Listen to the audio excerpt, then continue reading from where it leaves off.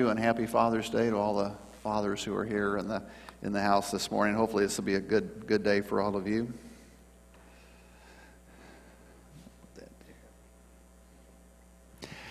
Well, annual conference was last week, and while we're at annual conference, David, our associate pastor, got an email that one of his students at Hillsborough High School, football player that was on his football team, had died, was killed in Afghanistan. Haven't been a whole lot of deaths lately in Afghanistan. We've been kind of out of the action somewhat, so it was kind of unusual that another American had died recently, and one from Missouri. And I got to thinking about what it would be like to be a father or a mother, and to have that visit with your son or daughter before they're going off to war. And they're dressed in their military uniform, and they look so good. You're about 20 years old, as this young man was, and at the very physical peak of their life. They'll probably never be in as good a shape as they are now. And you're proud of them for serving their country, and yet there's a part of you that just doesn't want to let them go. They're going to go into combat, and if you had anything to do with it, you'd want to try to keep them there with you and wrap your arms around them, not to let them go, not that they'd face any kind of danger. And then one day out of the blue, there's a knock on your door, and you come to the door, and there's a man in a military uniform who says, "I regret to inform you that your son or your daughter was killed in combat this past week." Wow.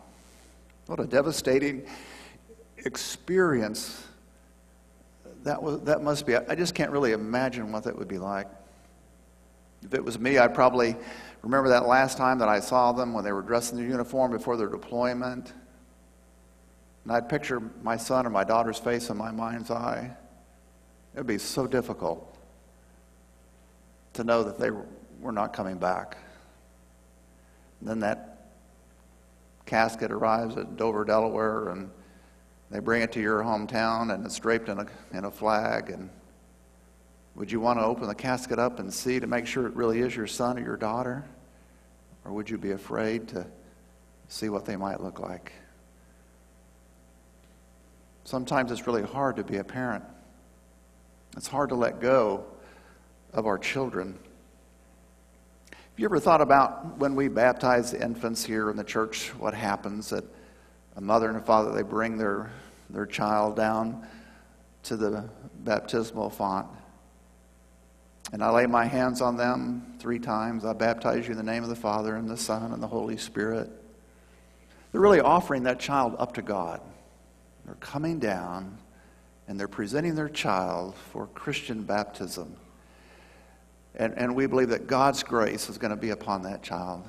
We're hoping and praying that God's Spirit and God's grace will help guide this child and lead this child, that keep them always close to God. They will grow up to be a Christian man or woman. The parents are also praying that, God, may your grace be upon me, that give us the strength and courage and wisdom to know how to raise our children as they need to be raised, so that we can do our part and pass the faith on again. But there is a sense in which we are sort of giving up that child to God when we bring that child down here. We're not letting go yet, but we're sort of offering our child to God. In the story of Abraham and Isaac, you may be familiar with that story, that Abraham and Sarah waited till they were almost 100 years old before they finally had their first child.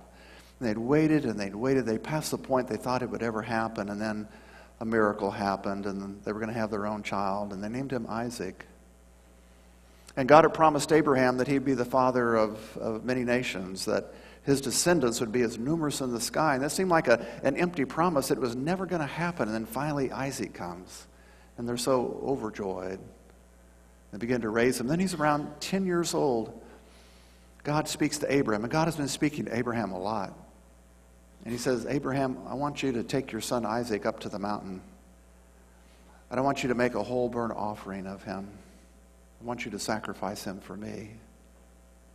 And Abraham, ever obedient, does exactly what God has asked him to do. This is one of those stories that's really disturbs us. And why would it be that God would ask a father to sacrifice his son, especially one that he had waited for 80 years? Why would that happen? I need to remind you, though, and as this story begins, it begins by saying, then God tested Abraham. And this is a test. Would you be willing to sacrifice the son that you love more than anything else in the world? If I ask you to do so, would you be willing to do that because you love me more than you love even your own son?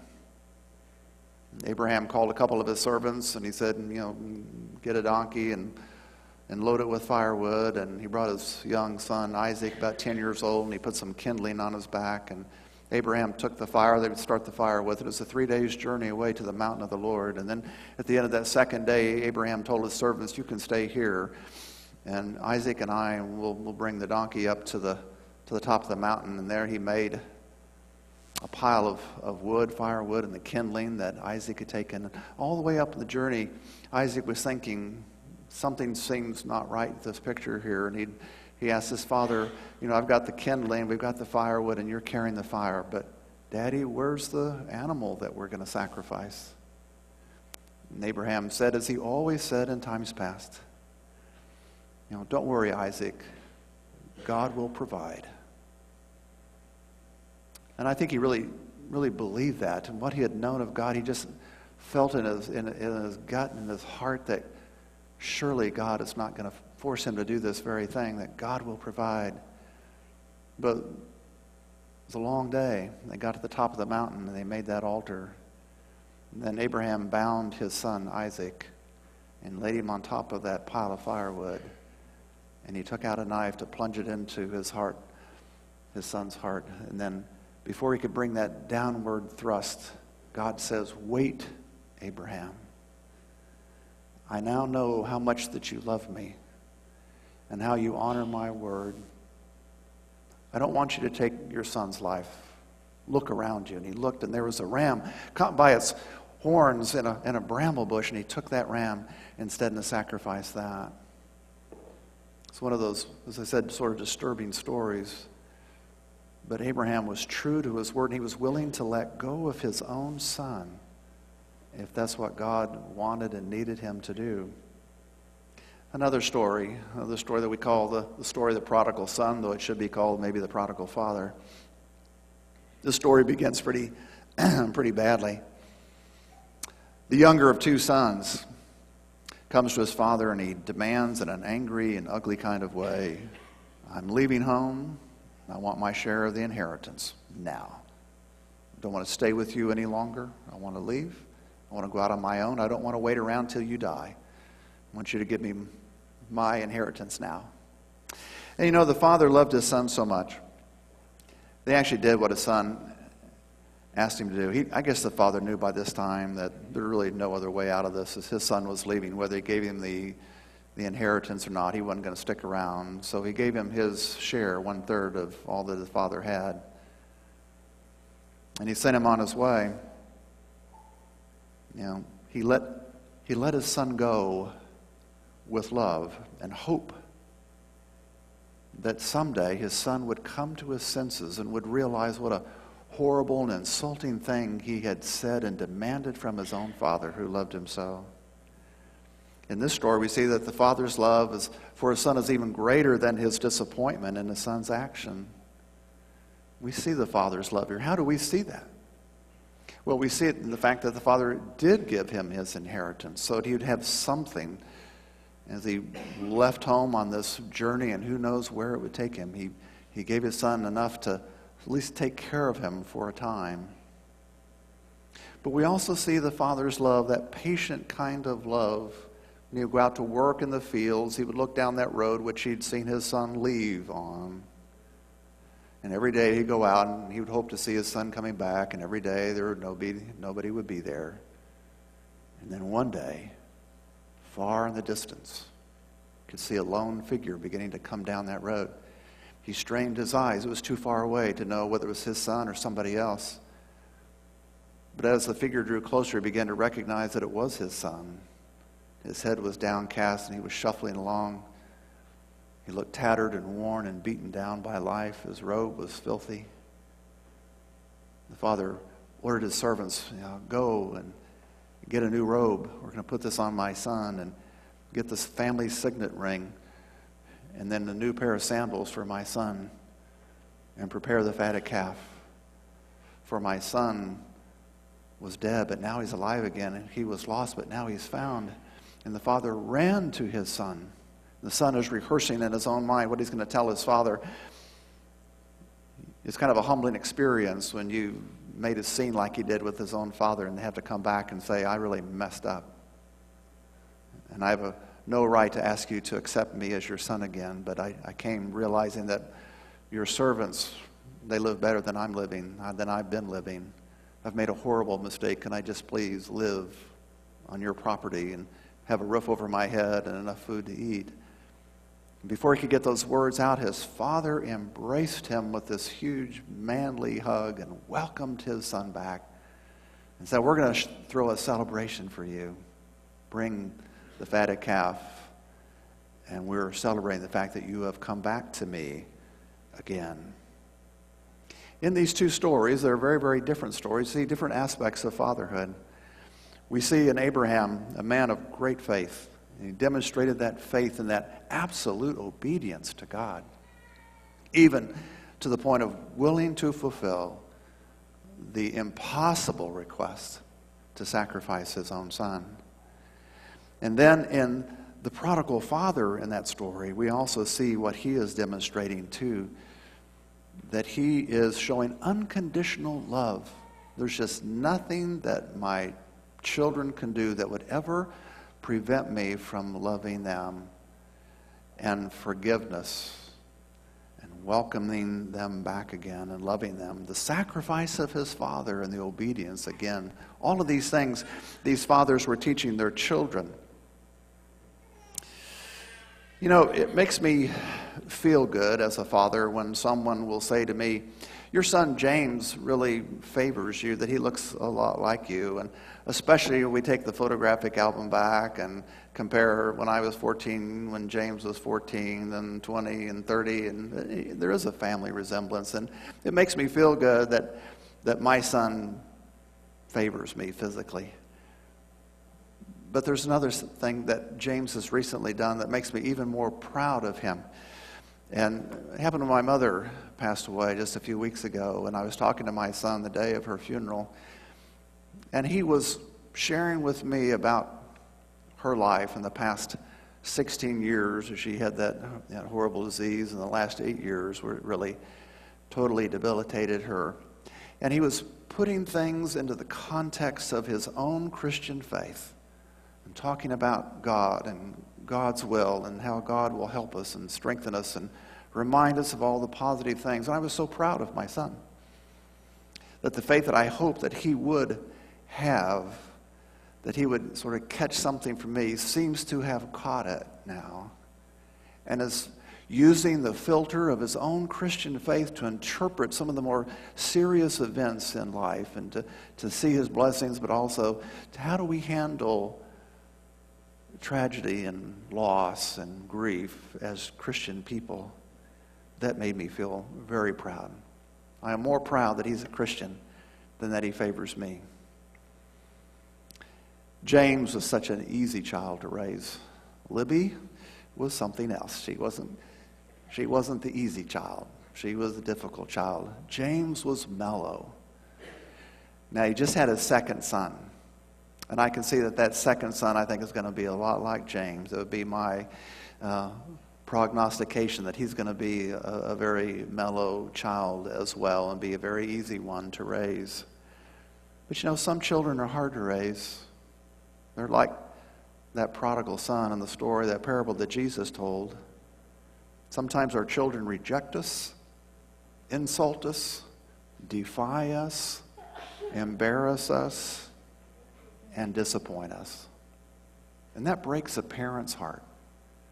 To have a child that sort of turns their back on you, we would wish that would never happen. You know, we want to invest so much in our children, of ourselves, of our values, of our love, and of our hopes and our dreams. And every parent has hopes and dreams for their child and what they will grow up to be. And when a child turns their back on a parent, it's probably one of the most difficult things that a human being will experience in life, to be rejected by their own child. Sometimes people will share those kind of stories with me, and they'll say, what do you think I should do? And I use that story, the prodigal son. And I'd say, I may quote Proverbs, raise up a child in the ways of the Lord and they won't depart from it. And if you did your best, if you raised your child as a Christian parent and you taught your child those values, I think they'll come back. There is something important about that proverbial saying, because it begins, raise up a child in the ways of the Lord. And if you do that, your children will not depart from it. And I've interacted with thousands of families by now, and I know that I've actually seen that happen. I've seen some children who defied their parents and walked away in rebellion and seemed to reject their love, only to come back years later and now have a wonderful relationship with their mother or their father. I can picture their faces in my mind's eye right now. But I would say to any parent where something like that happens is that no matter what your child has done or what your child has said, you will always love them. And you would say to them, my house is always your house. And if you get into a difficult time or stray, you're always welcome to come back. I'm your father, and I love you. Or I'm your mother, and I love you, and that nothing will separate us. That's the kind of love that we need to have as parents for our children. Even the difficult children, and even the children who sometimes reject us, is that patient kind of love. And I think children will respond to that kind of love. And they will, when they get out in that world like that prodigal son did, and he did all the things that he shouldn't have done, he finally came to his senses and realized what a good thing he had and what a bad thing he had done and how good his father was. And then he came back to his home where his father ran to meet him, not chastising him, but welcoming him back again into the family home. Fathers and mothers, that's the kind of love that we are to have for our children. It's a love that never gives up, a love that always hopes, a love that always is willing to forgive and to reconcile and to welcome back into our homes and back into our lives. It is difficult being fathers and mothers today, but it is well worth it. And when we raise our children in the church and in the faith, there's 3 people raising that child. In fact, there's a whole lot more. But God is very much a part of that raising. Then the extended family and all that we work together to help raise our children up. I believe probably more than ever that these are really critical days for our country and for our society and for what's happening to children and the directions they can go. And we of all people really need to focus in on being the very best parents that we can. It's so important. It's such a blessing. Would you bow your heads?